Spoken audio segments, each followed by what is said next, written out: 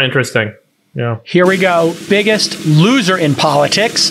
Who do you got? Let's go in reverse order now. Chamath, who do you got? You go first, Jake Al. My biggest loser is Elizabeth Warren. She wanted everybody to pay a lot of taxes who were in the billionaires to pay taxes. She wanted to cancel them. And now the largest tax bill ever paid by any American has been completed, according to a tweet from Elon, that he paid $11 billion. Every program she wanted to work for and fight for has been done, just not by her. It's been done by the private sector. She was attacking Bezos for pay in factories and getting to a $15 minimum wage. Now Amazon is regularly paying in the 20s and giving free college, something her and Bernie Sanders were not able to accomplish in their entire careers. And now she continues to dunk on capitalists, entrepreneurs, as the country basically says, we're not interested in socialism. We're not interested in this brand of politics. They lost the election. Biden won. And now this far left politics is, I think, becoming, as unimportant as the far right, alt-right. Mm-hmm. She's basically not important. I'll build on your theme. And I actually just said the progressive left and the alt-right. So I think that the extremes in America have basically, we've exposed them for the emperor with no clothes. So, we have tried progressive policies in cities and states in America. That's failed.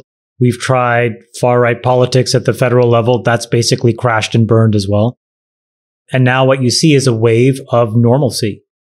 And so, all these chortling, fringe classes get an extreme amount of attention because what they say is salacious or interesting, but underneath there's no real substance or follow through or real skill. There's no basic understanding of anything, economic policy, foreign policy, none of it. And so they make for great sound bites, but they cannot govern. And so I think the biggest loser is the progressive left and the alt-right. Sacks, you want to go next? Yeah, very much in the same vein. My choice is Kamala Harris, the vice president. She has a 28% approval rating. Polls show her lagging Biden by about 10 points.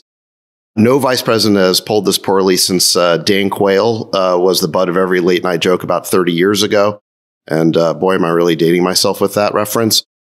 What's the problem? Potato. Yeah, exactly. Yeah. Potato. A lot of viewers don't even remember what we're talking about. But so the problem here is kind of what Chamath was saying. Harris is an equity scold. The public is tired of being lectured and hectored about its woke sins, and trying to compensate for that and showing, warmth with a fake laughing cackle isn't going to reassure anybody who's just been called a white supremacist. Interestingly enough, last year on our award show, Jason Calacanis made the prediction that Kamala will be the first female president of the United States. Just as a gentle reminder that we had predictions. I love it how you called him Calacanis. Calacanis. Well, Calacanis? He likes to monetize his name. Okay, Friedberg. That prediction could still come true.